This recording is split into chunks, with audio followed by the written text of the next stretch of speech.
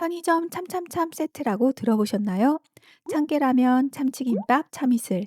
이름만 들어도 군침이 도는 이 완벽한 편의점 야식 조합이 오늘 소개해드릴 이야기에 나옵니다. 매일 밤 고단한 몸을 이끌고 편의점 구석 테이블에서 이 참참참 세트로 혼술을 하며 스트레스를 풀던 40대 가장이 있었습니다. 그러던 어느 날 노숙자 출신의 야간 알바가 불쑥 건넨 옥수수 수염차 한 병으로 그는 가정과 직장에서 쌓인 외로움과 고단함을 위로받게 되죠. 도대체 이 작고 불편한 편의점에서는 무슨 일이 벌어지고 있는 걸까요? 오늘 소개해 드릴 소설은 김호연 작가님의 불편한 편의점입니다. 알코올성 치매를 가진 노숙자 독고와 그가 편의점에서 만난 사람들의 이야기를 옴니버스식 에피소드로 엮어낸 작품이에요. 우리 주변 사람들은 모두 평범한 삶을 사는 것 같지만 저마다 차마 입 밖으로 꺼내지 못하는 자신만의 고민과 어려움을 안고 있죠. 이 소설은 바로 그런 우리 일상 어디서나 만날 수 있는 사람들의 이야기를 잔잔한 감동으로 풀어냅니다. 그리고 이 모든 이야기는 청파동의 작은 편의점 사장 염 여사로부터 시작됩니다. 전직 역사 교사이자 청파동 올웨이즈 편의점의 사장인 염 여사는 서울역에서 지갑이 든 파우치를 잃어버립니다. 그런데 이를 찾아 돌려준 사람은 다른 노숙자들과 몸싸움까지 벌이며 지갑을 지켜낸 거구의 노숙자 독고였죠. 염여사는 그 정직함에 깊이 감동합니다. 그리고 독고가 매일 자신의 편의점에 와서 폐기 도시락이 아닌 신선한 도시락을 먹을 수 있도록 배려하며 인연을 맺습니다. 그러던 어느 날 야간 알바생이 갑자기 일을 그만두는 비상 상황이 벌어지죠. 당장 밤에 일할 사람이 급해지자 염여사는 매일같이 편의점에 와서 주변을 깨끗이 청소하고 도시락을 먹던 독고를 떠올리죠. 비록 알코올성 치매로 말은 어눌하고 행색은 초라한 노숙자였지만 염여사는 파우치를 지켜냈던 독고의 책임감과 듬직함을 믿고 주변의 만류에도 불구하고 그에게 금주를 조건으로 야간 알바 자리를 전격 제안합니다. 야간 알바를 시작한 독고. 하지만 술을 끊자 손이 덜덜 떨리는 금단 증상까지 찾아와 편의점 일은 버거워 보입니다. 이때 그를 가르치게 된 사람은 다름 아닌 공무원 시험에 거듭 낙방에 지쳐있던 20대 알바생 시연이었죠.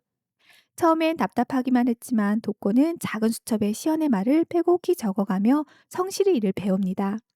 그러던 어느 날 독고는 설명을 참 쉽고 똑부러지게 잘한다며 포스기 사용법을 영상으로 찍어 유튜브에 올려보라고 권하죠. 반신반의하며 올린 그 영상은 폭발적인 조회수를 기록했고 시연은 능력을 인정받아 더 좋은 편의점의 매니저로 스카웃됩니다. 늘 주눅 들어있던 그녀가 독고를 통해 자신의 진짜 재능을 발견한 가슴 따뜻한 첫 번째 변화였습니다. 오랜 시간 편의점을 지켜온 중년의 주간 알바 오선숙 여사는 억척스럽게 홀로 아들을 키워낸 여성이죠. 그런데 그 아들이 잘 다니던 대기업을 그만두고 나선 30이 넘도록 취직을 포기한 채 방구석에서 게임만 하니 매일 속이 새카맣게 타들어가죠. 노숙자였던 독고도 저렇게 열심히 사회 일원으로 일어서는데 멀쩡한 내 아들은 방 안에서 틀어박혀 있으니 속상할 만도 합니다. 하루는 그 속상함에 눈물 짓던 선숙에게 독고가 조용히 다가가 이야기를 들어주고 삼각김밥 2 플러스 1을 내밉니다. 게임할 때 먹기 좋다며 아들에게 쪽지와 함께 건네보라고요. 속는 셈 치고 식탁 위에 삼각김밥과 쪽지를 남긴 선숙. 놀랍게도 이 작고 투박한 위로가 굳게 닫혀있던 아들의 마음을 열었고 두 사람은 오랜만에 진심 어린 대화를 나누며 엉킨 관계를 풀어갑니다.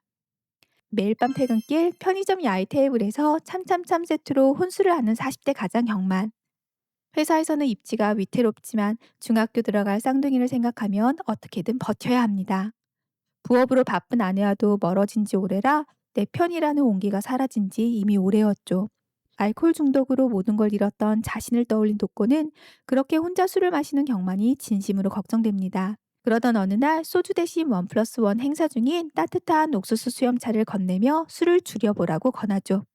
처음엔 노숙자의 오지랖이라며 불쾌하던 경만도 그 진심 앞에서 결국 꽁꽁한 마음을 녹입니다. 그리고 가족이 자신을 얼마나 사랑하는지 다시금 깨닫고 한결 가벼운 발걸음으로 집을 향하게 되죠. 대학로 배우 출신이자 무대에서 밀려나 글쓰기에 매달리던 희곡 작가 인경. 그녀는 청파동에 잠시 머물며 집필에 전념하기로 합니다. 밤마다 편의점을 찾던 인경은 덩치 큰 노숙자 출신 알바생 독고의 미스테리한 분위기에 깊은 호기심을 느끼죠. 인경은 그를 관찰하며 독고를 주인공으로 한 글을 쓰기 시작하고 독고 역시 패기 도시락을 챙겨주며 묵묵히 그녀의 창작을 응원합니다. 그렇게 독고와 편의점을 오가는 사람들의 사연을 바탕으로 인경은 마침내 따뜻한 희곡 한 편을 구상하고 이 작품으로 계약까지 이어지며 작가로서 화려하게 재기하게 됩니다. 염려사의 철없는 아들 민식은 엄마의 편의점을 팔아 사업 자금을 챙길 궁리만 합니다. 그는 눈엣가시 같은 독고를 쫓아내려고 전직 형사 출신으로 흥신소를 운영하는 곽을 고용해 그의 뒤를 캐게 하죠.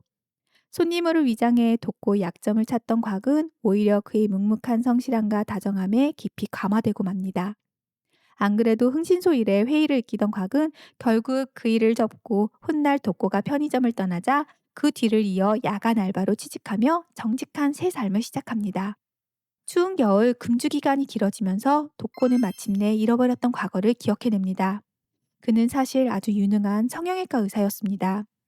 하지만 돈과 성공에 눈이 멀어 대리수술, 이른바 고스트 닥터로 수술을 진행하다 결국 환자를 의료사고로 죽게 만들고 말았죠.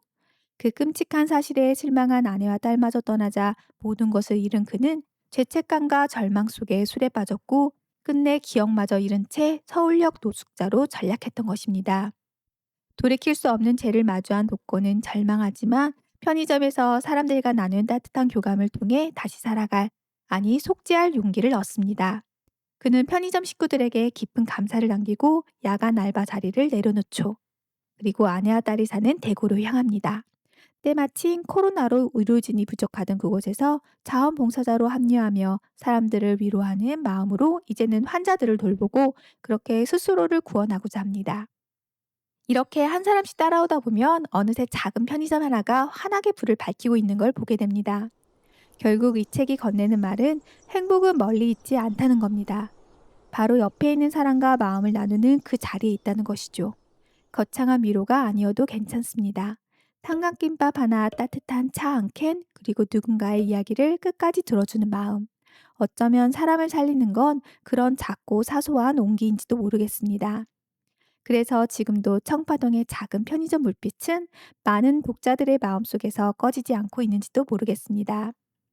이 소설은 170만 부 이상 팔리며 전 세계 25개국에 수출되었고 국립중앙도서관 올해의 책에도 선정된 작품이죠. 아직 불편한 편의점을 읽어보시지 않으셨다면 오늘 영상이 그 첫 페이지를 여는 작은 계기가 되면 좋겠습니다. 궁금하신 책이 있으시다면 댓글에 남겨주세요. 감사합니다.